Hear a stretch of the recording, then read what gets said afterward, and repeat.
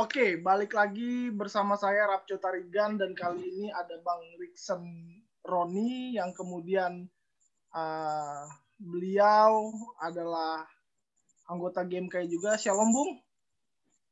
Mantap. Shalom, selamat malam. Mantap.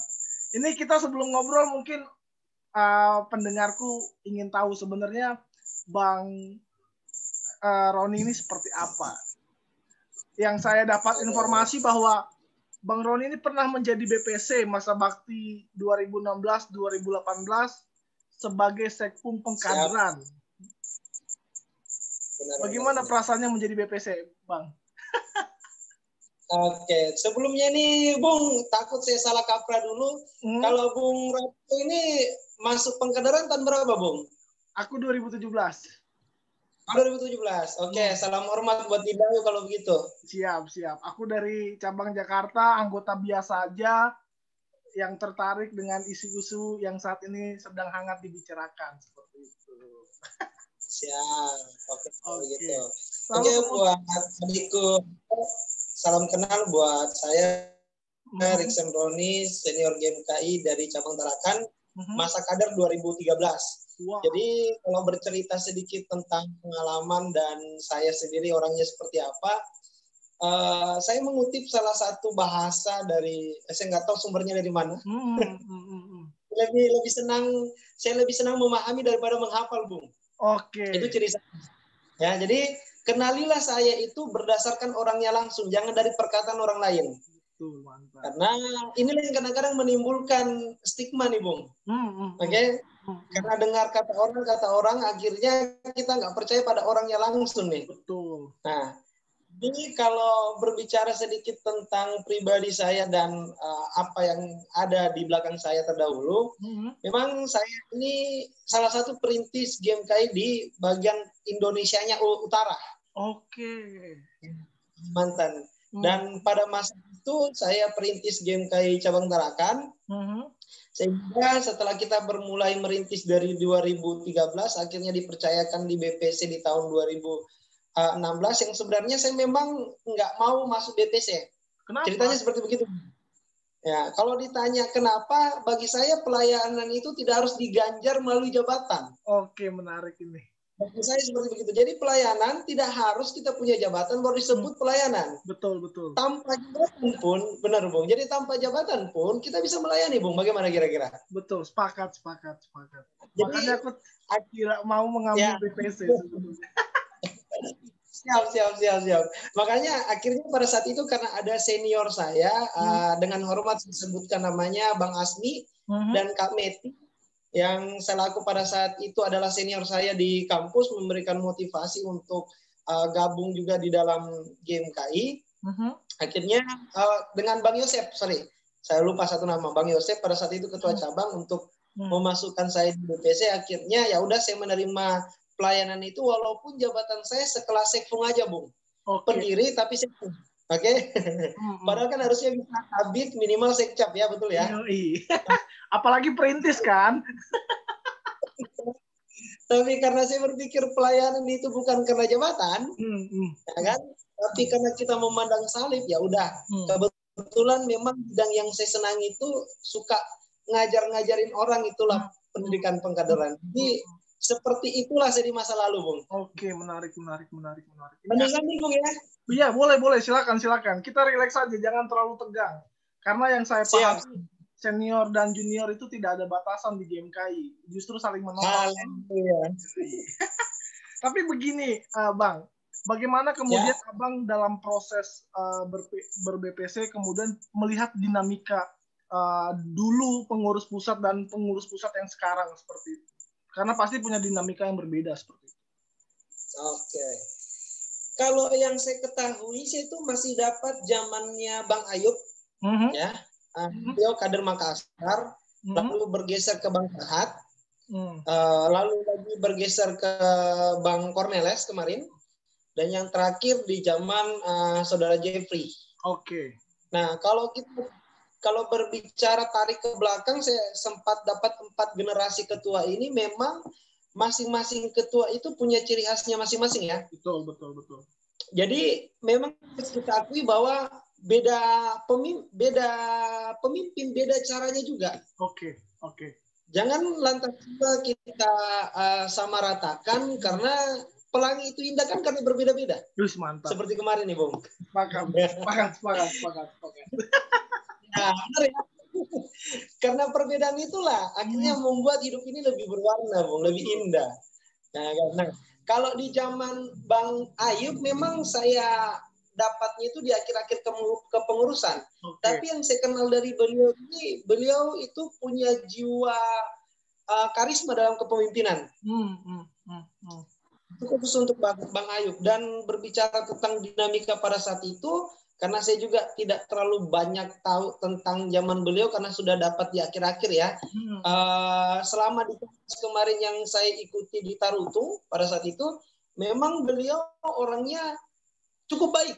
Karena tidak ada masalah yang di dalam kongres selama kita akhirnya melakukan proses berGMKI. Dipimpin oleh Bung Ayub pada masa itu. Betul. Nah, masuk ke Bang Sahat kurang lebih juga sama, bahkan di zaman Bang Sahat ini kita bisa katakan GMKI itu sedikit banyaknya masih lebih baik lagi. Ya. Mungkin juga karena memang di zaman Bung Sahat lah yang saya merasakan pengurus pusat ya, ketimbang di zaman Bung Ayub ya. Jadi saya kurang bisa membedakan, tapi yang sepenglihatan saya, Bang Sahat itu sampai banyak memberikan kontribusi baik dari dalam perspektif pemerintahan maupun di dalam GMKI sendiri. Betul. Seperti itu, Bung. Contoh, beliau itu sendiri yang kemarin mengGMKI-kan kami di Tarakan. Beliau pernah menjadi pemateri. Jadi pada saat kita sedang merintis cabang di Tarakan, beliau itu yang juga datang untuk memberi diri dalam pelayanan tersebut. Jadi saya pikir beliau juga orang yang baik. Ya, masuk juga zamannya Bang Cornelis, sama Bang Cornelis juga sudah pernah menginjakkan kaki di Tarakan. Pada saat itu masih Kabid Or PP. Ya, ikut juga dalam proses Kompercap kami dan mengikuti persidangan kami, dan saya pikir orang-orang ini yang mulai dari Bang Ayub adalah orang-orang pintar. Betul. Orang-orang yang punya kapasitas, dan yang sekarang adalah Bang Jeffrey yang kita belum tahu kelanjutannya mana nih, Bung. Betul. Nah, jadi kalau ditanya dinamikanya untuk saat ini semua masih baik-baik saja nih, Bung. Sampailah negara api menyerang.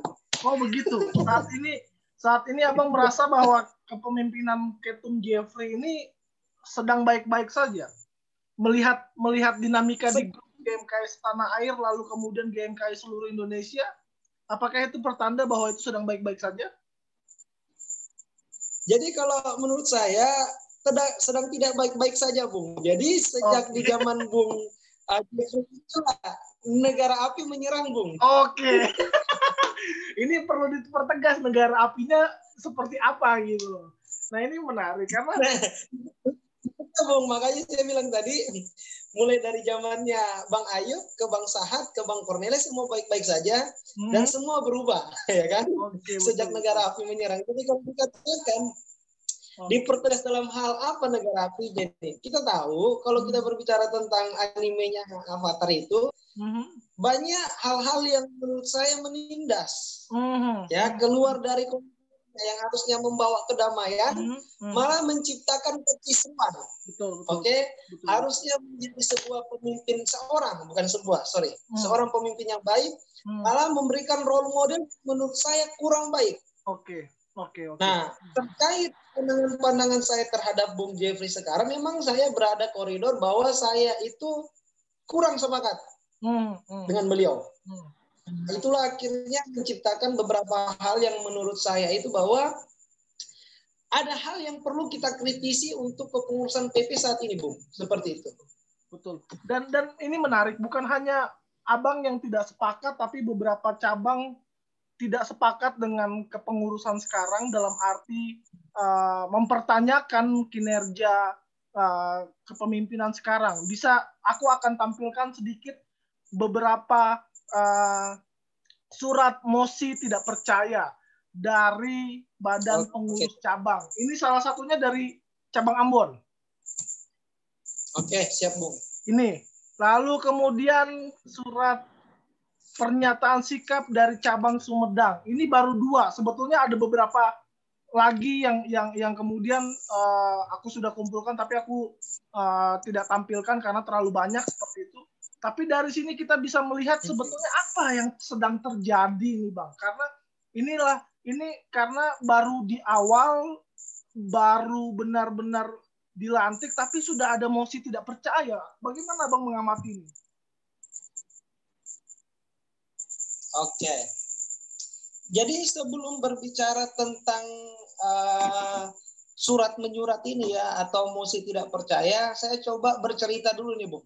Oke, aku stop share screen dulu. Oke, boleh. Oke. Jadi sebelum kita memulai perdebatan, janganlah perdebatan, Bung. Diskusi. Jadi sebelum memulai diskusi kita terkait PP yang ada saat ini, saya coba mengangkat sebuah cerita dulu yang tentunya dari kepercayaan kita, yaitu Alkitab. Jadi dulu di sekitar, semoga saya tidak salah, saya buka contekan dulu nih, Bung. Oke. Siap.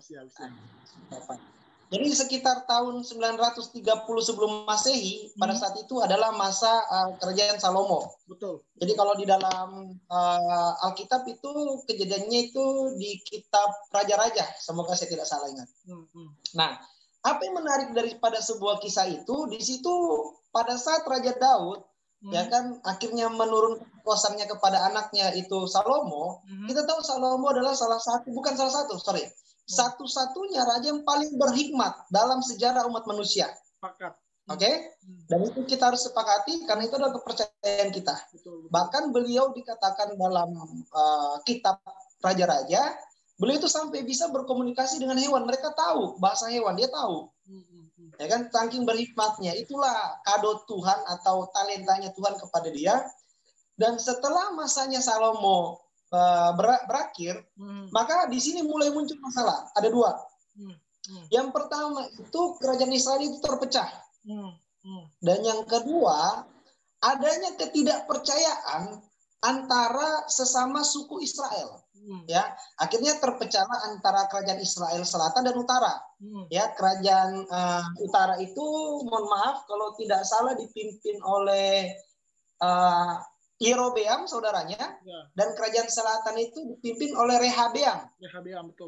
Yerobeam dan mereka bersaudara. Nah, tapi pembagian sukunya tidak adil nih. Yang kontra dengan pemerintahan Israel pada saat itu, yang Yerobeam itu didukung oleh 10 suku. Sedangkan kerajaan asli langsung dari garis tangan Salomo itu hanya didukung oleh 2 suku. Ya. Padahal dibilang yang benar itu harusnya banyak dukungan. Tapi kok yang benar ini yang cuma dukung cuma 2 suku ya. Jangan-jangan nanti mirip nih kayak PP sekarang nih, Bung. Waduh. Menarik. Itu kutipan yang menarik. Jadi maksudnya kenapa bisa ada cerita di firman Tuhan seperti begini? Ada nanti garis merah yang saya coba mau tarik, Bu.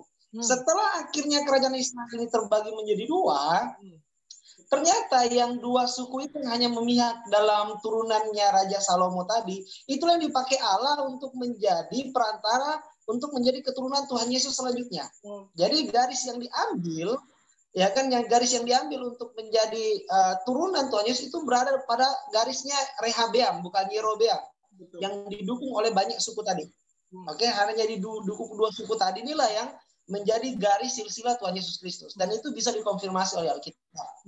Oke, nah sekarang apa kaitannya dengan polemik saat ini?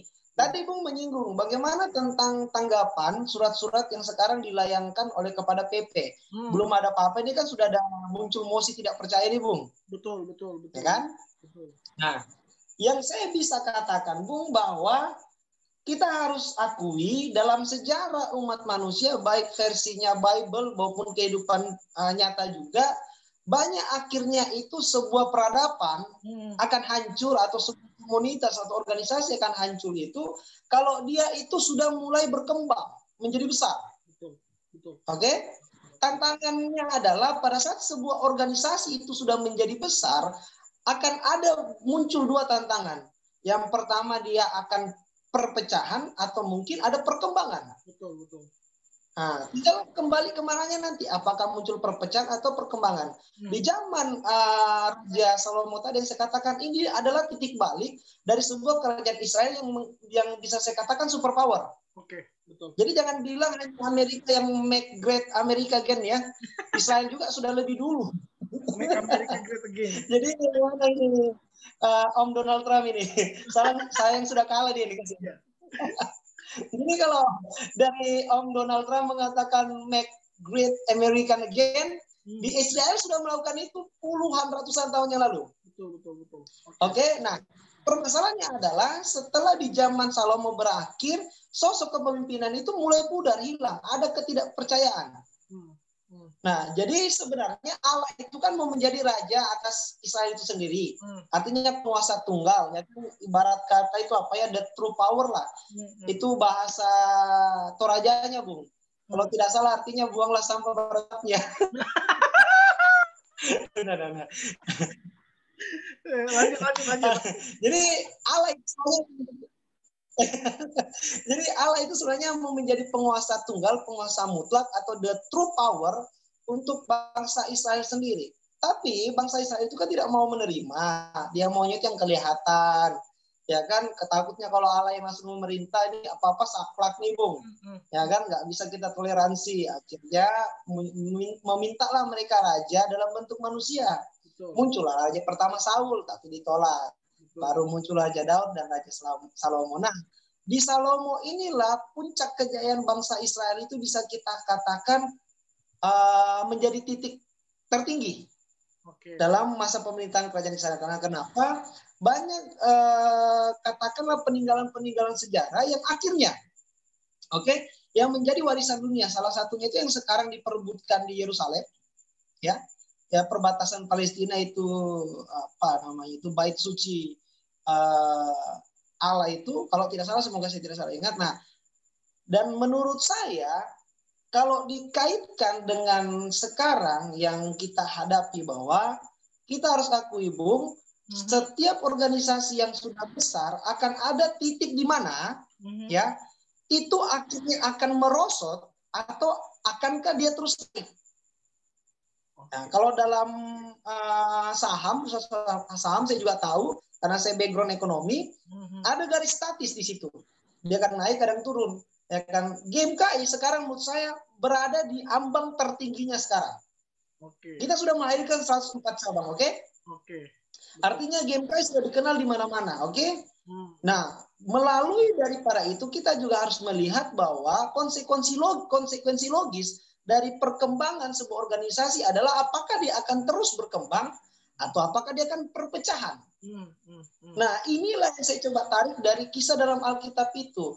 Kalau ditanya bagaimana responnya akhirnya terhadap Mosi yang tidak percaya tadi yang sudah dilayangkan kepada PP, Bung, saya pikir ini adalah sebuah, katakanlah ya, sebuah cobaan atau sebuah dinamika yang sekarang kita hadapi untuk membentuk proses kepemimpinan yang ada di BP sekarang. Apakah mereka mau menerima ataupun akhirnya mereka akan menyelamatkan diri. Nah, begitu untuk tanggapan saya saat ini, Bung. Ini menarik sih. Karena kan akhirnya kita melihat bahwa sebetulnya intrik yang terjadi ini justru ketidakpuasan terhadap apa yang dilakukan pengurus pusat sekarang seperti itu. Walaupun sudah diberikan mosi, tapi kita akan lihat, Bang, tanggapan dari pengurus pusat ini yang menjadi juga pro kontra terhadap klarifikasi, tapi justru tidak mengklarifikasi dengan adanya surat klarifikasi ini seperti itu. Kita bisa lihat. Benar. Kita lihat sebetulnya di pasal 5, di poin 5 ini sebetulnya sangat diperdebatkan ini. Pembebasan status keanggotaan sementara kepada yang bersalah seperti itu, sekretaris fungsi perguruan tinggi. Seperti itu. Dengan surat keputusan nomor sekian tentang membebaskan sementara status keanggotaan. Lalu kemudian pengurus pusat menafsirkan bahwa pengurus pusat menilai keputusan tersebut hanya bersifat sementara dan tidak serta-merta mencabut hak yang bersangkutan untuk dipilih dan memilih sampai dengan adanya keputusan yang bersifat tetap. Bagaimana kemudian Abang melihat pandangan dari pengurus pusat ini? Karena kan Abang mantan BPC, otomatis paling tidak tahu dengan isi ADART seperti itu. Apakah demikian benar yang dikatakan ataupun beginilah tafsirannya atau bagaimana, Bang? Oke lah. Kalau merujuk tadi di situ poin yang dikatakan oleh PP terkait anggaran rumah tangga pasal 2, saya tidak akan coba menafsirkan kalau tidak baca dulu nih, Bung. Jadi sebuah diskusi yang berbobot, yang baik harusnya berangkat daripada definisi yang baik juga. Oke. Bahasan yang tepat. Nah, saya coba akan baca dulu ART kita pasal 2 karena saya memang sudah persiapkan nih, Bung. Oke, dari mantap. 2 tahun yang lalu nih kayaknya. Mantap, luar biasa. Oke, jadi ini di pasal Oke, pasal 2. Siap? Ya, pasal 2 keanggotaan yang pertama itu mengatur tentang jenis-jenis anggota kita atau klasifikasinya. Ya, ada anggota biasa, ya kan? Itu definisinya ada, anggota luar biasa, bekas anggota biasa, bekas mahasiswa, mahasiswa yang tidak termasuk dalam poin A, ya kan, anggota kehormatan, anggota penyokong. Nah, terus poin 2-nya itu berbicara tentang penerimaan anggota. Oke. Poin 3 yang kayaknya ini, poin 3 kayaknya ini yang menjadi tolak ukur PP. Poin 3 di sini tentang pembebasan keanggotaan berlaku karena 1, meninggal dunia jelas. Kan nggak mungkin kita ke kuburannya dong minta kompersat ikut, nggak mungkin. Yang B itu atas permintaan sendiri secara tertulis kepada BPC. Jadi kami di Tarakan itu ada kejadian menarik, Bung. Salah satu kader kami itu pindah cabang. Otomatis statusnya masih ada sebagai anggota biasa, tapi bukan cabang kami, ya kan? Kecuali dia meminta sendiri untuk dihilangkan namanya dari sejarah game kaya, itu lain cerita. Terus yang terakhir, yang ketiga, dibebaskan sementara oleh badan pengurus cabang yang bersangkutan berhak membela diri dalam Konvercap. Nah, kayaknya ini yang dimaksud nih. Oke? Nah, terus yang keempat terakhir dipecat dengan keputusan Konvercap yang bersangkutan berhak membela dirinya di Kongres. Nah, kalau pembebasan sementara ranahnya Konvercap. Nah, dia bilang di sini boleh membela diri. Tapi kalau dipecat, semua akan lari ke Kongres. Nah, ada yang menarik di sini, cilakanya Kongres kemarin itu ditampilkan secara live. Dan itu ada di dalam YouTube-nya GMKI. Entah kenapa setelah beberapa waktu yang lalu saya buka kembali, video-video itu hilang, Bung. Itu yang pertama. Dan ini saya cek sendiri loh. Ini kan ada yang mengambil kayaknya, ada yang hack kayaknya. Ya kita positive thinking. Mungkin ada yang nge-hack sih. Kita positive thinking sebagai murid Kristus. Positive thinking. Ada yang nge-hack. Benar. Ya, kita harus doakan yang nge-hack. Jadi, kita harus doakan yang nge-hack. Oke. Bisa jadi di-hack. Bisa jadi ada katakanlah sistem error. Ya, jangan human error. Kalau human nggak mungkin dong. Pengurus pusat kan jujur. Pengurus pusat jujur nggak mungkin. Ngapus nggak mungkin. Benar banget. Sistem error dong. Sistem error.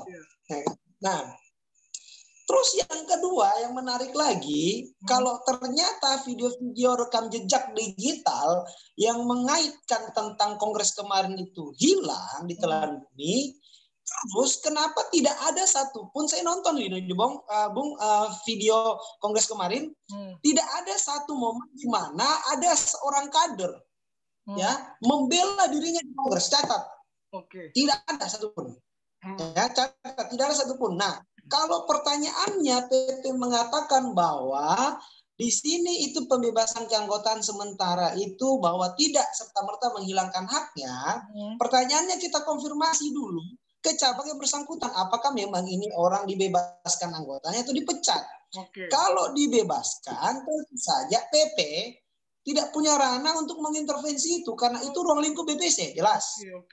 Ya, ADRT yang ngomong bahwa pasal 3, poin 3 yang pasal kedua tadi dibebaskan sementara oleh BPC atau Badan Pengurus Cabang, dan yang bersangkutan berhak membela dirinya dalam Kompercap. Oke. Jelas ranah Kompercap BPC, Bung. Oke. Nah, kan?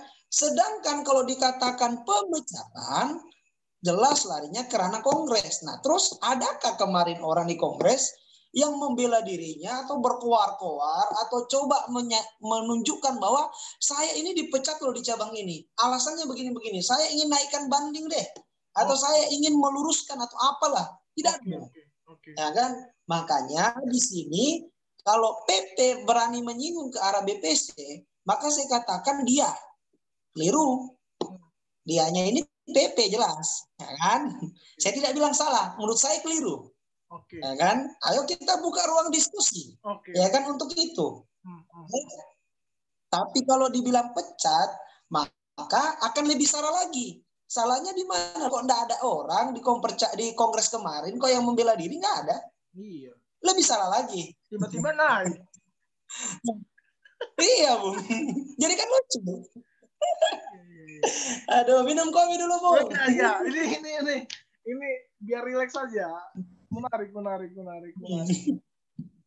Oke. Nah, ini kemudian yang menjadi perdebatan di pasal 4 juga kemudian dikatakan bahwa cabang-cabang ini masih skeptis, masih ragu bahwa Bang Marolop ini sudah keluar dari partai politik seperti itu. Bagaimana kemudian Abang menanggapi bahwa sebetulnya mekanisme masuk pengurus pusat dan keluar dari PP itu ada jangka waktunya nggak sih sebetulnya? Ya. Oke. Saya juga punya pengalaman, Dinda, terkait urusan politik mempolitiki orang. Kenapa saya bilang punya pengalaman? Yang pertama, saya itu pernah sebagai pelaksana pemilu dan juga sebagai pengawas pemilu. Jadi saya punya 2 pengalaman. Oke. Sebagai pengawas pemilu pada saat itu waktu di GMKI kita punya kolaborasi dengan KPU dan Bawaslu. Betul. Kita bagian, kita tandem, maka kita dikatakan pengawas, bagian dari pengawasan pemilu. Jelas, dan kita melakukan fungsi-fungsi itu. Nah, dikatakan pelaksana pemilu karena saya pernah menjadi ketua basis disabilitas KPU Kabupaten Nunukan. Oke.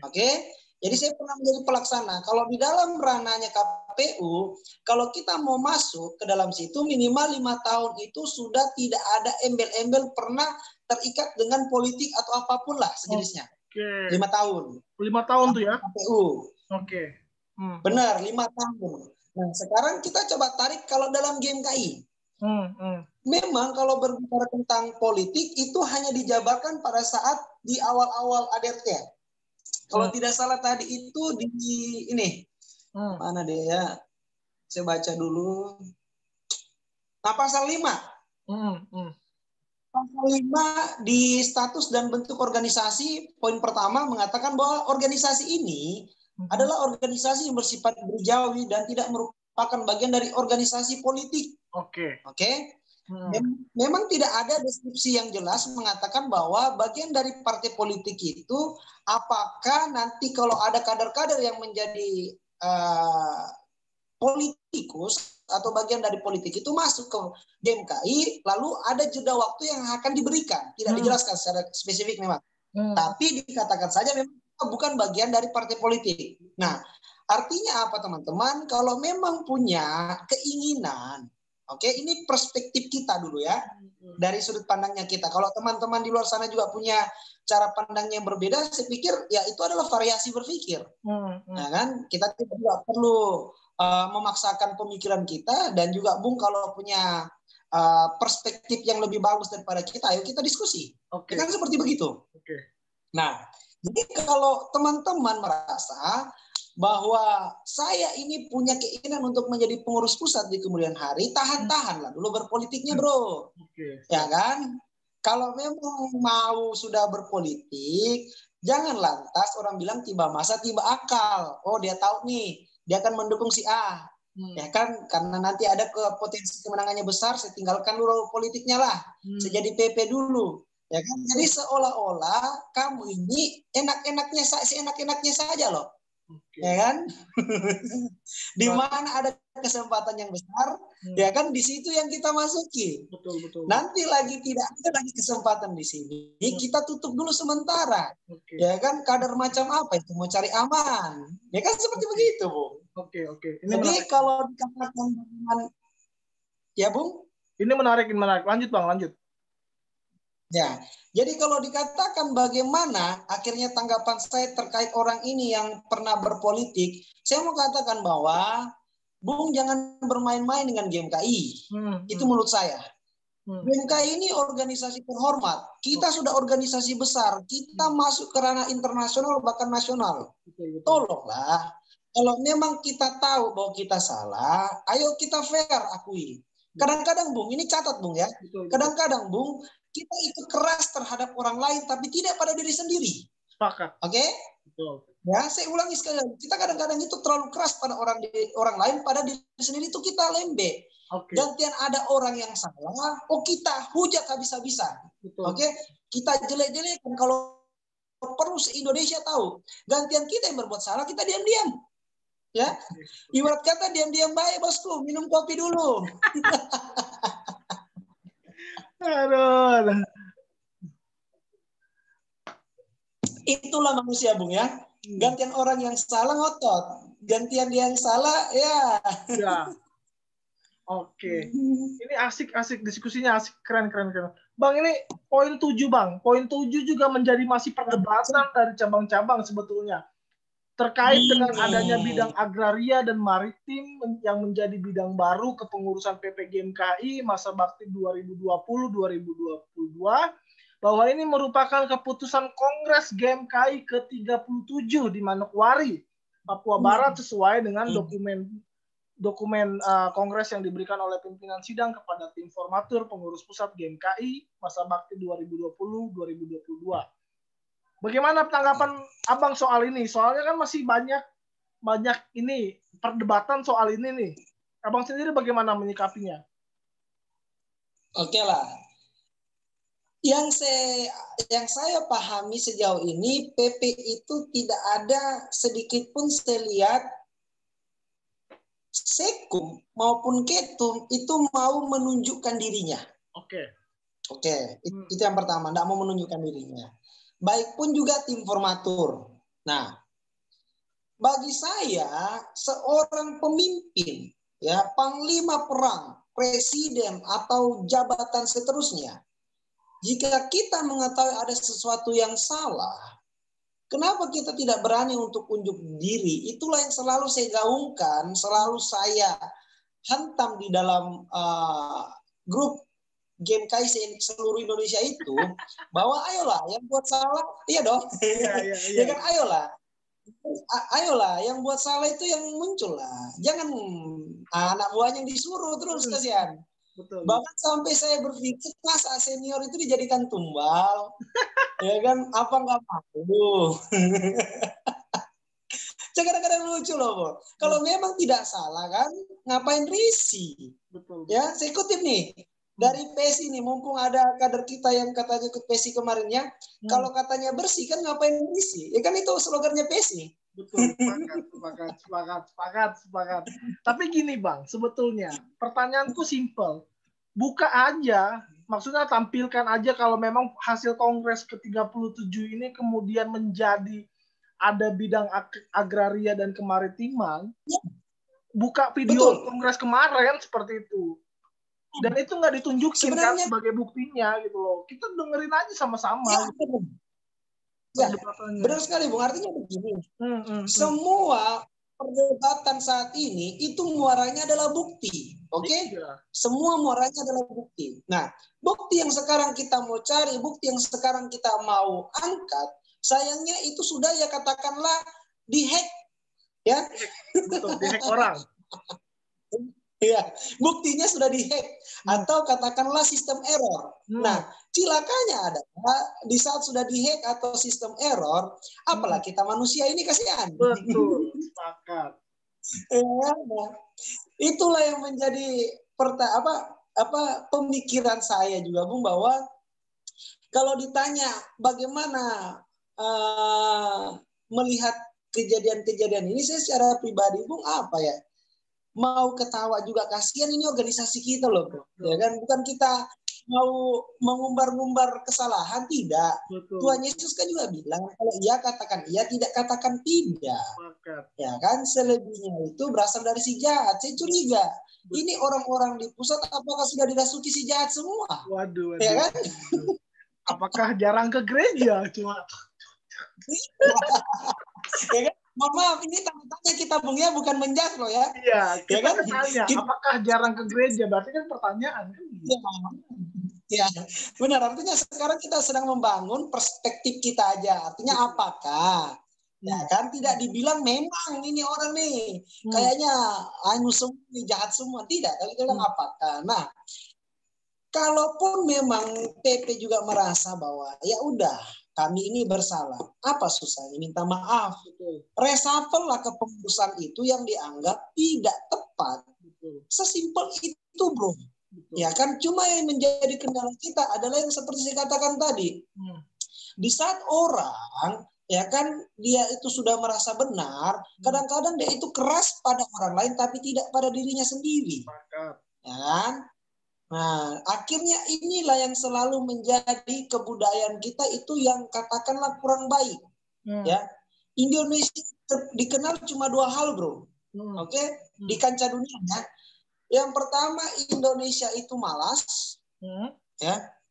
Dan yang kedua itu orang Indonesia itu suka diskonan. Maka saya suka diskon juga sih. Iya. Nah, maksudnya apa? Maksudnya apa? Indonesia dikatakan malas karena kita itu banyak hal. Malas mengakui kesalahan kita. Malas tepat waktu. Bahkan buang sampah aja pada tempatnya malas, Bung. Ya kan? Betul. Makanya itu sudah diidentikan bahwa Indonesia ini budayanya malas. Makanya kadang-kadang kalau saya sedang malas itu serasa seperti seorang budayawan. Kan budaya nih. Budaya kita malas. Tapi gini Bang, menarik soal budaya malas tepat waktu. Sepertinya itu juga menjangkit informatur soal malas tepat waktu, kayaknya menjangkit informatur kayaknya. Karena telat gitu. Hari yang ditentukan soalnya. Benar. Ya, saya dengar itu juga itu. Ya. Makanya banyak akhirnya yang menjadi celah. Ya. Banyak akhirnya menjadi celah yang akhirnya cabang-cabang lain coba masuk ke celah itu. Kalau seandainya katakanlah PP itu hanya membuat ya mungkin kesalahan-kesalahan remeh-temeh yang kita masih bisa toleransi. Ya kan, contoh ya kan, oke lah informator boleh lambat, tapi orang-orang yang diangkat ini semua berkualitas. Karena bisa jadi karena ada kesibukan dan lain sebagainya, kita maklumi. Betul. Tapi lantas sudah informator kita. Ya benar. Ya kan, kita katakan ini tim formatur sudah lambat kerjanya, orang-orang yang dimasukkan bermasalah, dan yang dikritik nggak mau nerima dan lain sebagainya, masih banyak pembelaan. Itulah yang akhirnya menjadi banyak celah bagi cabang-cabang lain untuk menyerang secara bersama-sama ke PP ini. Oke, ya kan? Nah, itulah yang kita kasihankan, semuanya kita tabung. Kita cinta dengan organisasi ini. Betul, sepakat. Kecintaan itulah yang akhirnya membawa kita pada diskusi pada malam hari ini. Itu menurut saya, Bung. Oke, menarik. Bang, ini mungkin kalau seandainya ini deadlock nih, pengurus pusat juga tidak menampilkan dokumentasi kongres kemarin, ini deadlock. Akankah kemudian GMKI kita ini masuk ke KLB atau Kongres Luar Biasa? Apakah kita mengenal dengan Kongres Luar Biasa? Siap. Nah, ending dari sebuah organisasi yang tadi saya sampaikan, Bung, di saat sudah besar, ya kan, di saat sudah berada di titik tertinggi dalam puncak karirnya adalah 2 hal tadi. Pertama, apakah mungkin terjadi perpecahan atau bahkan mungkin terjadi perkembangan. Betul. Perkembangannya lebih baik tentunya. Nah, waktu Bung tadi sampaikan di WA, menarik juga tuh, Bung, kalau di konstitusi kita tidak mengenal KLB nih. Ya kan, saya sempat berpikir-pikir juga. Saya awalnya berpikir, Bung, KLB itu malah ada. Okay. Ya, karena yang ada di pikiran saya itu, ya KLB itu ada, KLB ada, ternyata saya buka ADRT lagi, enggak ada. Ya kan, ternyata saya ingat KLB versi organisasi saya yang di luar sana. Jadi maklumlah kalau aktivis itu banyak organisasinya, jadi akhirnya lupa-lupa nih, Bung. Oke. Mandala efek. Jadi kalau kita berandai-andai, positive thinking, KLB nggak ada nih, andai-andai aja, ya kan? Saya juga punya landasan berpikir terkait itu. Landasannya dari mana? Saya akan bagi dalam 5 poin. Poin yang pertama adalah apakah KLB itu memungkinkan? Oke. Yang kedua, apabila memungkinkan, bagaimana konsep KLB-nya versi GMK atau versi kita saat ini? Oke. Dan yang ketiga, kalau memang tidak memungkinkan, apa konsekuensinya? Nah, kan? Keempat, bagaimana pendapat kita terhadap polemik saat ini? Dan yang terakhir adalah kalau akhirnya nomor 1 dan nomor 4 itu semua dikesampingkan, maka kita cuma bisa berdoa buat PP yang sekarang, harapannya semua baik-baiknya. Ya kan, artinya kita cuma bisa memberikan sumbangsi pemikiran dan masukan. Ya berdoa aja lah, semoga PP yang sekarang itu memang itu adalah dari Tuhan. Ya kan, seperti begitu. Nah, coba kita breakdown satu persatu. Kalau dikatakan KLB itu memungkinkan, apa landasan berpikirnya dulu? Sehingga kita bisa bahwa KLB benar, ya kan? Sehingga KLB itu bisa hadir, dimunculkan ke dalam forum GMK ini. Nah, saya akan mengutip di dalam, ini saya buka dulu. Nah, saya akan buka itu di dalam AD pasal 6 tentang keanggotaan. Jadi di dalam pasal 6 keanggotaan poin 3 tentang hak anggota bagian A, anggota biasa itu mempunyai hak suara 1, hak memilih 2, dan hak dipilih 3. Nah, kalau saya coba menjabarkan dalam konteks aturan ini, anggota biasa mempunyai hak suara itu maknanya luas. Jangan kita berbicara bahwa hak suara itu dilakukan pada saat kita sedang dalam forum-forum resmi GMKI. Katakanlah seperti lagi bercap, ya kan? Lagi muskom, lagi rapat BPC, rapat pleno, ya kan? Atau pertemuan lintas organisasi dan sebagainya. Lantas itu dikatakan hak suara. Tapi pada saat kita melihat ketimpangan, kita melihat sebuah pelanggaran dalam organisasi, kita juga berhak bersuara. Nah, itu landasan berpikir saya pertama bahwa KLB itu sangat dimungkinkan bisa, karena pada saat ada hal yang menurut kita harus perlunya dibenahi, maka GMK itu dituntut untuk bersuara. Menarik. Ini dijamin oleh konstitusi kita, Bung. Nah, yang lebih parah lagi di ayat keempat atau poin keempat ke bawahnya, kewajiban anggota. Saya coba bold di sini atau perbesar kata-katanya bahwa poin A, bertanggung jawab mewujudkan tujuan dan usaha berdasarkan anggaran dasar dan anggaran rumah tangga. Banyak dari kita bisa jadi hanya membaca sepintas ADRT tanpa mendalaminya. Nah, bagi saya poin keempat inilah menjadi titik utama KLB itu bisa muncul. Dikatakan di sini bahwa kita bertanggung jawab untuk mewujudkan tujuan dan usaha berdasarkan ADART. Nah, kalau ditanya tujuan apa di ADART kita, di ayat 3 tadi menjawab bahwa kita bersuara. Mempunyai suara. Jadi suara itu harus dipertanggungjawabkan dalam konteks GMKI untuk merubah sesuatu yang baik. Merubah sesuatu yang buruk menjadi baik. Jadi kalau ada yang mengatakan bahwa itu dimungkinkan, sangat mungkin, karena kita mempunyai hak untuk menyuarakan itu, Bung. Terkait mekanismenya, mari kita atur sama-sama, mari kita buat konsepnya. Nah, itu terkait poin pertama saya, Bung. Mau dilanjut atau kapan dulu? Tapi begini, Bang. Itu soal hak anggota. Atau jangan-jangan sebetulnya bahasanya jangan kongres luar biasa, tapi kongres biasa. 1 tahun kongres 2 kali. Mungkin. Nah, jadi begini, Bung. Memang kalau dalam aturan-aturan selanjutnya di bawah dikatakan bahwa kongres itu kan minimal. Berarti minimal itu sudah dipasang standar bahwa cuma bisa dilakukan sekali dalam 2 tahun.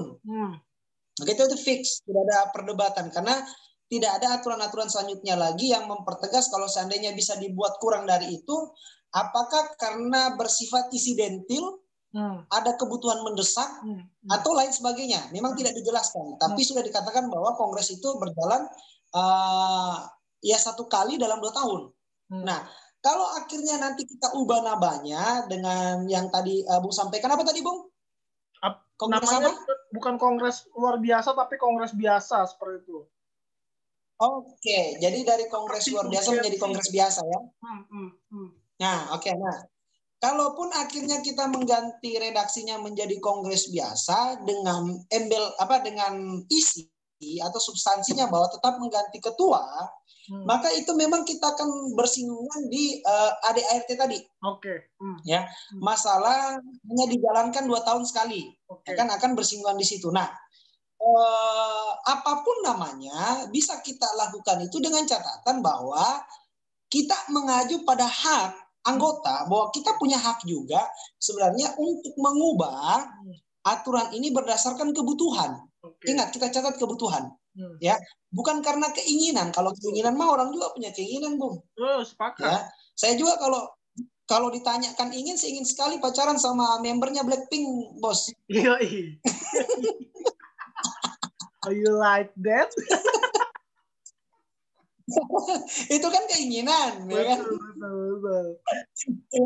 Kalau keinginan, kita manusia banyak keinginan, betul. Ya kan? Nah, jadi lanjut. Kalau dikatakan kongres kongres pada biasanya, pada umumnya itu 2 tahun sekali. Kalau kongres biasa kita bisa buat itu kapan saja, atau kongres luar biasa atau apalah nanti namanya. Maka landasan berpikirnya adalah dari hak keanggotaan tadi, ya, dan kewajiban anggota, ya kan. Nah, terkait nama nanti itu bisa kita sama-sama pikirkan. Yang menarik bagi saya adalah di saat kita menyuarakan tentang KLB, ya kan, atau KB, ya kan, bukan keluarga berencana ya, tapi kongres biasa ya, betul ya? Oke lah, kongres luar biasa lah seperti itu, kongres luar biasa. kan kurang enak juga kalau disingkat ya, Bung. KLB. Oke.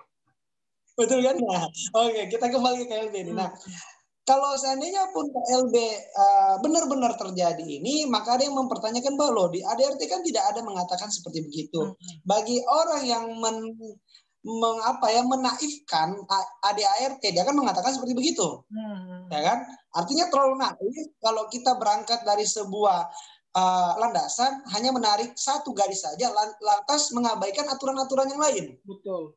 Oke, bagi saya ADART itu adalah satu kesatuan yang harus kita baca habis, harus khatam habis, dan juga minimal paham. Ya, minimal paham. Nah, makanya kalau ada yang bertanya soal KLB itu apakah mungkin atau tidak, ayo kita buka diskusi. Mari kita adu gagasan. Oke, mari kita adu gagasan, mari kita adu retorika yang menurut kita itu adalah pada tatanan seorang intelektual yang baik. Oke, itu menurut saya. Nah, lanjut ke poin kedua. Itu poin pertama saya bahwa itu sangat memungkinkan kalau berdasarkan hak kita sebagai anggota dan kewajiban anggota. Itu dijamin oleh konstitusi kita. Kedua, dikatakan bahwa kalau seandainya tidak memungkinkan, kalau memang memungkinkan, bagaimana konsepnya? Nah, perlu kita ketahui sama-sama, Bung, bahwa kongres itu syarat sahnya sebuah kongres itu menurut saya cuma ada 3 hal. Oke? Apa ketiga hal itu? Yang pertama itu sudah pasti harus ada LPJ. Ya, LPJ kepengurusan untuk jelas LPJ itu harus ada supaya kita tahu orang ini selama menjadi pengurus kemarin ngapain sih. Ya kan? Nah, yang kedua itu ada GBHO-nya, garis besar haluan organisasi. Kalau kita program kerja, ya kan, itu menjadi rujukan nanti di kemudian hari BPC ataupun PP dalam merumuskan, ya kan, program-program kerja berdasarkan dinamika GMKI pada masa itu. Ya. Itu bahasa umumnya GBHO. Kalau dalam GMKI saya lupa kemarin apa sebutannya, ada juga tapi intinya itu. Ya. Yang ketiga itu memang harus ada ketua dan sekretaris terpilih. Ya dong, kalau ada LPJ atau GBHO terus tidak ada orangnya yang mau pimpin kan siapa? Ya kan logis. Ya kan? Itu dalam konteks kongres biasa, kongres umum yang sering kita lakukan 2 tahun sekali. Nah, kalau dalam kongres KLB, maka ini bisa merujuk cuma 2 poin, Bung. Yang pertama, landasan kenapa KLB ini dibuat, ya kan? Maka kita harus buat kronologis. Ya. Jadi poin pertama, syarat sahnya sebuah KLB itu kalau bisa nanti terbentuk, konsep pertama yang harus kita siapkan adalah kronologis. Bahwa KLB ini muncul atas dasar ini, didukung oleh cabang ini, yang saat ini sudah lebih dari setengah atau lebih dari 50+1. Ya kan? Jelas konsepnya. Setelah kita berbicara tentang kronologis, maka yang kedua adalah kita melaksanakan. Ya, kongres luar biasa itu dan mencari ketua maupun sekretaris yang baru. Kalaupun tidak menghasilkan pemimpin yang baru, maka sedapat-dapatnya adalah ketua dan sekretaris yang pada saat itu masih menjabat, yang sudah terpilih sebelumnya di kongres, harus, ya, bahasanya wajib. Kalau dari saudara-saudara kita itu mengatakan fardhu ain, hukumnya wajib, ya. Wajib menerima keputusan KLB secara menyeluruh tanpa dibantah ataupun sedikit pun menolak. Itu menurut saya, Bung. Ini konsepnya ya? Nah, konsepnya, ya, kenapa, Bung? Ini konsepnya ya, kalau seandainya ini terjadi KLB seperti itu. Benar. Ya, jadi konsepnya itu bahwa kita akan buat kronologis, ya kan, selebihnya melaksanakan. Ada 2 metode. Metode yang pertama kita akan mengganti. Kalau memang tidak mengganti, kita tetap pada ketua dan sekretaris umum yang pertama, tapi poin-poin masukan atau rekomendasi yang nanti disampaikan dalam KLB itu wajib diterima oleh pengurus pada saat itu. Entah itu nanti mengganti fungsionaris, ya kan, dari badan pengurus pusat, ataupun juga transparansi dalam memperlihatkan orang-orang yang diseleksi oleh PP itu berdasarkan kriteria ini. Ya kan, kita juga harus memasang standar untuk pengurus pusat dong. Jangan kalian gangguan lah. Ya kan seperti begitu, Bu. Ya kan? Nah, itu konsep kalau seandainya KLB itu ada. Nah, bagaimana sih kalau seandainya KLB itu tidak memungkinkan? Apa konsekuensi logisnya? Kalau KLB seandainya tidak dimungkinkan, tidak terjadi, itu cuma karena 2 hal juga, Bung. Yang pertama, dukungan massa atau orang-orang yang kontra dengan PP sampai saat ini itu tidak sampai 50+1. Artinya kekuatan kita, ya kan, untuk membuat KLB itu kan tidak ada. Bagaimanapun kekuatan basis itu sangat diperlukan. Betul. Ya kan? Jadi kita realistis juga dong. Mau perang, ya kan, baru kita nggak punya pasukan kan ngapain, bro? Mati konyol. Betul. Nah, jadi cara yang pertama kalau misalnya KLB itu akhirnya tidak memungkinkan, ya karena gagal, karena memang kita tidak mencapai suara mayoritas untuk menggoyang PP. Oke, jadi kalau PP saja tidak bisa digoyang, apalagi goyangan Inul Daratista, bro. Sedap. Nggak bisa. Lanjut. Oke, sayang sudah pensi dari dunia goyangan beliau. Aduh. Iya. Aduh. Itu kegagalan yang pertama, Bung. Oke, kita tidak mungkin buat kongres KLB kalau tidak ada dukungan mayoritas. Dan yang kedua itu adalah kita juga perlu melibatkan senior. Saya orang yang sampai saat ini selalu menghargai senior. Bahkan di beberapa kesempatan saya sharing soal KLB ini. Ingat, ranah kita di dalam GMK itu ada tidak terlepas dari pengaruh di masa lalu. Betul. Ya, sejarah yang ada di masa lalu. Jangan lantas kita mau buat KLB, tapi orang tuamu, ya seniormu di masa lampau itu yang sudah bercucuran keringat, ya kan, habis modal, tenaga dan sebagainya, kita tidak hargai. Permisi lah, Bung, tabe-tabe, ya kan? Iya, betul. Jadi kalau kita sudah tidak ada dukungan suara mayoritas, lalu senior juga tidak mendukung kita, ya kita mau ngapain lagi? Ya kan? Sangat logis. Jadi artinya apabila KLB itu tidak mungkin dijalankan, konsekuensi logisnya adalah akan ada barisan patah hati, barisan sakit hati. Itu pasti. Itu konsekuensi logisnya. Kalau KLB seandainya tidak terjadi dan tidak ada dukungan suara mayoritas. Apalagi senior nggak dukungnya. Sayonara, ya kan? Nah, masuk poin keempat. Bagaimana pendapat kita terkait polemik tentang KLB dan non KLB ini? Bagi saya secara pribadi, karena saya juga sudah senior GMKI, walaupun senior muda ya, masih imut-imut ya. Sorry, itu mutlak maksudnya. Oke, lanjut. Seru nih.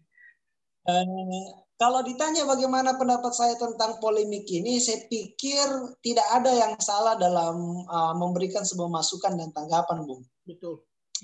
Kita harus sadari bahwa proses kehidupan ini selalu berdasarkan dua arah atau dua posisi.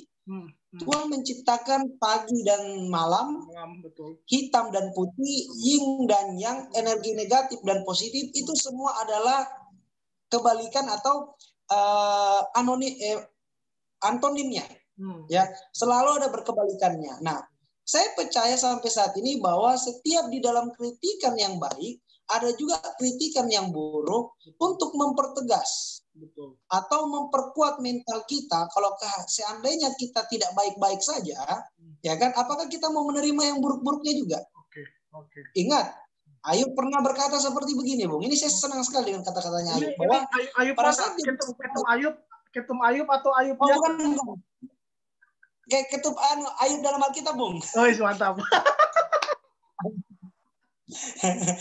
Gini-gini saya rajin ke gereja, Bung ya. Mantap. Jadi begini. Jadi dalam kitab tentang Nabi Ayub, yang saya senang dari sebuah perkataannya bahwa pada saat dia sedang diuji oleh Tuhan melalui iblis, dia disapu rata semua hartanya, anaknya mati kena musibah. Semua yang ada padanya itu bisa dikatakan ludes. Bahkan istrinya saja sampai katakan kutuki saja Tuhanmu. Bayangkan. Ini istrinya loh yang ngomong. Kalau misalnya omnya, tantenya mungkin masih bisa digampar. Ini istrinya coy.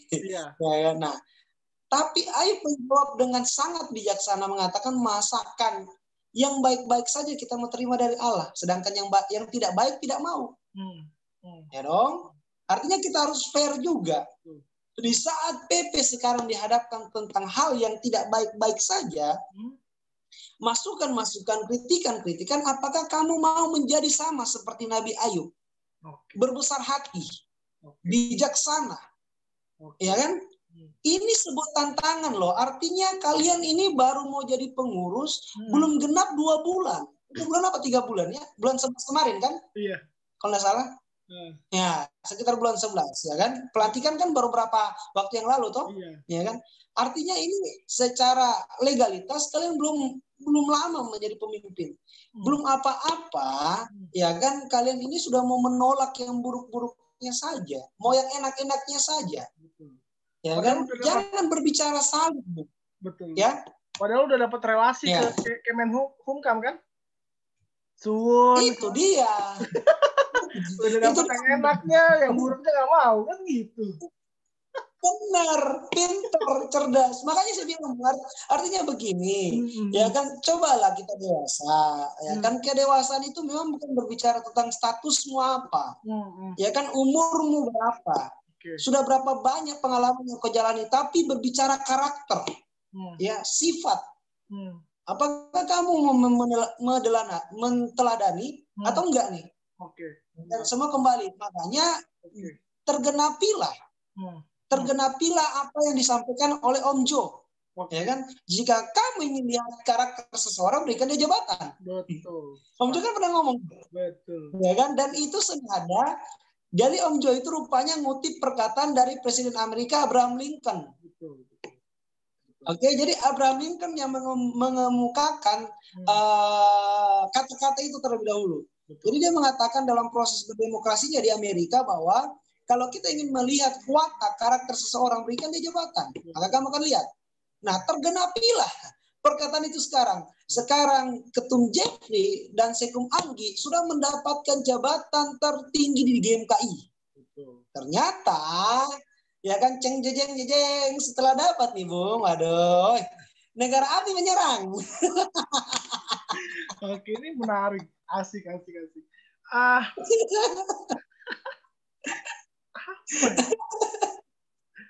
Karena gini sih. Ini pertanyaanku terakhir Bang. Apakah kemudian konsep kongres luar biasa ini justru memberikan dualisme kan? Karena kan di grup GMKI seluruh Indonesia itu kan bilang bahwa KLB akan memunculkan dualisme apa segala macam. Itu kan pandangan buruk ya, seperti itu. Bagaimana Bang menanggapi itu? Oke. Kalau ditanyakan pada akhirnya memunculkan dualisme, memang tanda-tandanya ke arah sana. Ya kan? Tapi persepsi menurut Abang terkait dualisme itu bukan serta-merta bahwa ada dua kepengurusan. Oke, iya. Jangan dihantam rata. Oke. Jadi dualisme yang menurut saya pahami itu, saya coba buka KBBI Bung ya. Saya tidak akan mendefinisikan sesuatu kalau tidak ada dasarnya dulu. Boleh, siap. Kebetulan ada laptop di depan. Siap. Bentar ya, saya coba buka dulu. Kan mahasiswa yang cerdas itu kan harus berangkat dari definisi, Bu. Iya, sedap. Mantap. Mahasiswa yang cerdas, rajin ke gereja. Aduh. Oke, nih dualisme saya sudah dapat kata-katanya nih, Bung ya. Kalau menurut KBBI langsung dari Kemendikbud nih, ya situsnya Kemendikbud. Nanti ini kebetulan saya lagi record juga di YouTube nih, Bung. Oke. Nanti kita saling cek ya, nanti cek di channel saya, Bung. Oke. Jadi kalau dualisme dan KBBI-nya Kemendikbud bahwa faham dalam kehidupan ini ada dua prinsip yang saling bertentangan. Oke. Jadi menurut KBBI dualisme itu ada sebuah konsep, ada dua yang saling bertentangan. Baik itu jahat maupun baik, baik itu terang maupun gelap. Terus yang kedua adalah dia bermuka dua, atau bertentangan tidak sejalan. Nah, ini KBBI loh yang ngomong. Oke. Jadi artinya dualisme itu bukan berbicara tentang ada dua kepengurusan, tapi berbicara ada dua prinsip yang saling bertentangan. Oke, ini jelas sama dengan konsep saya bahwa dualisme yang dimaksudkan pada saat ini berbicara tentang ada dua kelompok saat ini yang tidak pro ke PP dan ada yang pro ke PP. Jelas. Oke. KBBI yang ngomong, bukan saya. Nah, kalau ditanya apakah ini ke arahnya dualisme, bisa jadi, sangat bisa. Ya kan? Lantas apakah memunculkan pengurus baru? Belum tentu. Belum tentu. Nah, saya juga coba mau mempertegas lagi bahwa sebelum ini kalau kita berbicara dari saudara-saudara kita Cipayu yang lain, HMI itu jauh lebih dulu sudah terpecah. Ada HMI Dipo dan MPO. Bahkan PMI sekarang pun setahu saya sudah trilisme. Ya, bukan lagi dua tapi trilisme. Ya kan, Bung Herman itu kan belum diganti-ganti itu sampai sekarang itu. Ketum Herman. Herman kan kalau nggak salah namanya ya. Lanjut. Ketum PMI. Nah, artinya apa? Saya mau katakan karena mereka sudah berada fase organisasi yang sudah titik tertinggi dalam karirnya, artinya sudah terjadi apa yang dikatakan orang sudah banyak, namanya orang kalau sudah banyak yang pintar, Bung ya, saling mengklaim lah. Ya kan? Jadi kita tidak heran lah. Murid tuanya saja kok, ya kan? Betul. Merasa paling pintar nih. Betul. Murid tuanya Yesus. Bahkan, Bung, kalau kita mau lebih ekstrim lagi, di zaman Tuhan Yesus dulu, ya, Tuhan Yesus itu kalah voting loh. Tahu nggak? Tuhan Yesus itu kalah voting loh. Iya. Oke. Pernah dengar kisahnya kira-kira? Kenapa tuh? Kenapa? Ya. Kenapa? Kalah voting dalam hal apa? Berarti belum pernah dengar ceritanya nih? Belum. Oke, nah ini makanya ceritanya banyak-banyak sama Bang Koko nih. Jadi gini, kalau Bung pernah dengar cerita pada saat Tuhan Yesus itu akan disalib, dia itu kan melalui proses yang panjang tuh. dibawa dulu ke astaga, ibaratnya kalau orang ya. Iya, votingnya di situ. Astaga. Ini tafsirnya menarik loh. Karena iya betul ya, kalau voting ya lebih memilih Barabas ya, betul. Benar. Astaga. Itu dia. Proses penyaliban. Bayangkan. Tafsirkan voting loh, gokil. Iya. Itu dia. Jadi kalau dibilang voting itu baru ada di sekarang, salah bro. Dari zaman dahulu sudah ada bro. Ya kan? Cuma kan kita mengenal dengan bahasa kerennya doang, ya kan? Hoax itu kan sebenarnya dulu sudah ada, namanya kan fitnah. Iya, betul. Cuma sudah terkikis dengan bahasa-bahasa gaul anak muda sehingga kita menyebut hoax. Betul. Ya kan, lebay itu dan dulu sudah ada. Orangnya sosokan, ya kan? Tapi karena ada bahasa yang sekarang semakin berkembang sehingga memunculkan istilah-istilah baru, istilah gaul. Jadi voting juga dulu itu sudah ada, bro. Dan salah satunya yang kala voting tercatat dalam sejarah umat manusia yang paling keren itu adalah Tuhan Yesus. Oke, ini menarik sih. Oke, Bang, ini kita sudah ngobrol 1 jam lebih, Bang. Mungkin harapannya ke depan buat GMKI nih. Harapan Abang pribadi seperti itu. Apa untuk GMKI? Jadi kalau dikatakan harapan untuk GMKI itu apa, memang saya tidak akan berharap banyak. Satu saja, yaitu wujudkanlah moto GMKI kita itu, Tripanji. Sesimpel itu. Di dalam Tripanji GMKI itu sangat mengakomodir semua. Semua, Bung. Sudah dibilang tinggi imannya, tinggi ilmunya, tinggi pengabdiannya. Ya, karena ini mau ditutup, Bung, saya ada sedikit cerita singkat terkait itu. Bung tahu nggak kenapa GMKI itu menggunakan kata tinggi-tinggi dalam Tripanjinya? Pernah nggak dapat pertanyaan seperti begitu? Ini baru sih pertanyaan. Kira-kira. Mungkin Abang bisa jelaskan biar informasi juga seperti anggota biasa seperti itu bisa ngerti. Siap. Jadi begini, Dinda. Dulu waktu Abang ingin merintis GMKI kedua yang baru di tempat Abang saat ini ya, di Nunukan. Jadi Abang pendiri GMKI Cabang Tarakan, juga pendiri GMKI di Nunukan. Kita masuk ke sebuah gereja untuk mengantarkan surat. Saya ingat betul. Ya kan, salah seorang pendeta yang kita antarkan surat itu baca di depan muka saya lalu nanya seperti begini. Dek, ini GMKI menggunakan kata tinggi iman, tinggi ilmu, tinggi pengabdian. Ya kan, kalau kalian menggunakan kata tinggi iman seolah-olah kalian disombong. Kalian imannya saja yang tinggi. Terus pendeta gimana? Hamba Tuhan gimana? Majelis gimana? Pastor gimana? Ya kan, saya berpikir kan, betul juga ya. Ya kan, kok sombong sekali GMKI menggunakan kata tinggi. Ya kan, belum lagi kalau kita berbicara tinggi ilmu. Tinggi ilmu lebih gila. Berarti kita mau mengatakan kita lebih jago daripada profesor. Betul. Daripada doktor, daripada S2, orang yang sekolah luar sana. Saya butuh waktu kurang lebih 1 tahun baru bisa menjawab itu, Bung. Butuh 1 tahun. Itu namanya pengalaman. Nah, saya pada saat itu membaca Alkitab di dalam Matius 5 ayat 48. Nanti Bung bisa baca, bisa catat. Kalau mau baca juga sekarang enggak apa-apa. Nah, nanti Bung buka di dalam Matius 5 ayat 48. Intinya dikatakan dalam firman itu seperti begini. Hendaklah kamu itu menjadi sempurna sama seperti Bapamu adalah sempurna. Maksudnya apa? Pertama, kita manusia tidak mungkin bisa menjadi sama sempurna seperti Allah, Bung. Never, sampai kapanpun. Nah, apa kaitannya juga dengan tinggi-tinggi tadi? Kalau kita lihat bahwa sebenarnya di sini ada sebuah keserasian. GMKI coba mengutip itu dari Bible. Dikonversilah menjadi kata-kata tinggi iman, tinggi ilmu, tinggi pengabdian. Artinya, Dek, menggunakan tinggi itu adalah sebuah cita-cita. harapan bahwa kalau kamu menjadi kader GMK itu kamu mempunyai standar itu tertinggi.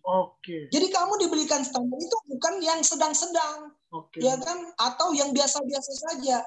Kan lucu nih kalau kita ganti motonya GMK ini, rendahlah imanmu, rendahlah ilmumu, rendahlah pengabdianmu. Ini kira-kira gimana, Bu? Tidak mau saya masuk. Iya dong, ya kan?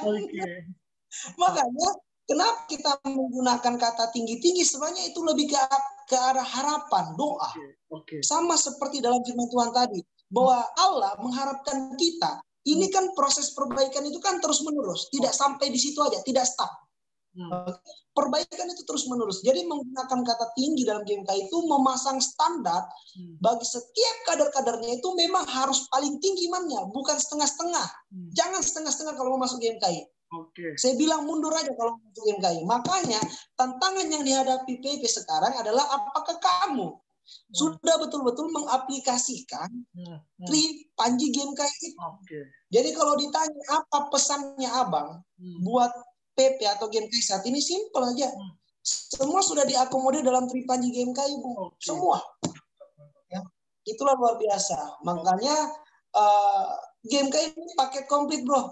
Ya, paket komplit. Mantap. Bung Repko tadi kan sekarang masuk di GMKI. Ya. Tidak paket hemat. Tidak dong. Tapi paket komplit. Paket komplit dan eksklusif, Bu. Mantap. Thank you Bang sudah mau ngobrol.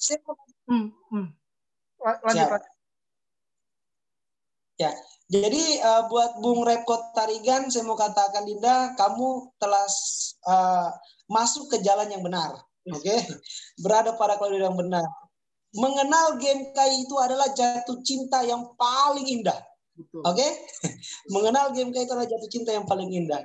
Karena Dinda ini kayaknya masih panjang cerita di GMKI. Harapan saya, doa saya, Bung bisa menjadi orang hebat di kemudian hari, Bung. Amin. Karena gini Bang, karena yang aku mau bagikan sama Abang adalah pertama, kampusku adalah salah satu yang membantu GMKI berdiri. Sekolah Tinggi Teologi Jakarta.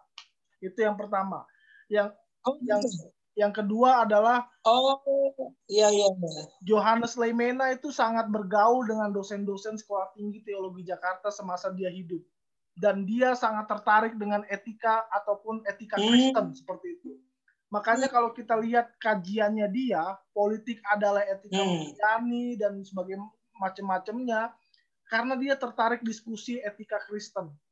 Itu sebabnya aku sebagai orang STT Jakarta masuk GMKI, harapanku adalah aku meneruskan tradisi nih seperti itu, bahwa STT Jakarta turut membantu GMKI seperti itu. Amin. Seperti itu. Siap. Itu tugas mulia yang memang harus dilaksanakan. Mantap. Kalau sudah dapat arahan dari senior, kita tidak bisa menolak. Ya, kalau dari Dinda sendiri, harapan dan cita-citanya untuk GMK gimana nih? Biar ada feedback-nya juga dong. Sebetulnya gini sih, GMK ini adalah organisasi yang terpandang. Tapi seringkali gereja tidak tahu GMK itu apa. Itu harus disadari bahwa kita seringkali lupa dengan gereja, padahal gereja adalah anak kandung ibu kandung GMKI, selalu motonya seperti itu. Tapi coba lihat senior pendeta yang di pedalaman pernah tidak diberdayakan sama GMKI, pernah tidak disupport, pernah nggak disuwun. Kita selalu suwun kepada Kemenhumkam kayak gitu. Kita selalu suwun kepada menteri-menteri. Pernah nggak kita suwun sama pendeta-pendeta di pedalaman? Itu kan PR sebetulnya. Gitu. Jadi harapannya adalah sebetulnya real, maksudnya adil lah, membagikan perhatian bukan hanya kepada senior yang DPR ataupun pejabat publik, tapi pendeta-pendeta di pedalaman juga butuh loh bantuan, perhatian seperti itu. Begitu Bang. Ini masukan menarik, Bu. Ya, benar-benar. Itu saya baru kepikiran juga itu. Artinya memang dalam konteks berpikir ada nilai kesetaraan yang harus kita bangun. Betul. Ya. Dan yang sekarang Bung sampaikan itu betul-betul menjadi pukulan juga buat saya ya. Kadang-kadang kita itu terlalu melihat juga dari latar belakang. Sampai lupa sejarah kita sendiri bahwa kita itu adalah anak kandung gereja. Betul. Ya, benar banget, benar. Ya, sepakat itu, Bung. Itu makanya sebetulnya PR-nya adalah ayo dong kita ber-GMKI bukan hanya bicara soal politik pemerintahan, tapi juga gereja dong, diskusi teologinya dijalankan. Coba bayangin Ketum kemarin pidato di depan Ketum PGI dan Sekum PGI bilang teologi beragama jadi sosiologi beragama. Kan saya sebagai orang teologi kan kaget dengar kayak gitu. Apakah teologi tidak bersosialisasi kan begitu? Apakah teologi tidak membahas soal yang sosial? Kan begitu. Benar. Padahal ada teologi sosial loh. Seperti itu. Itu kan menjadi tantangan sebetulnya. Tapi aku hanya anggota biasa yang belum pernah ber-BPC, jadi nampaknya suaraku belum terlalu didengar seperti itu. Ya. Tenang Bung, kalau memang belum didengar, Tuhan mendengar Bung. Mantap. Oke, Bang, terima kasih banyak. Aku akan stop record dulu.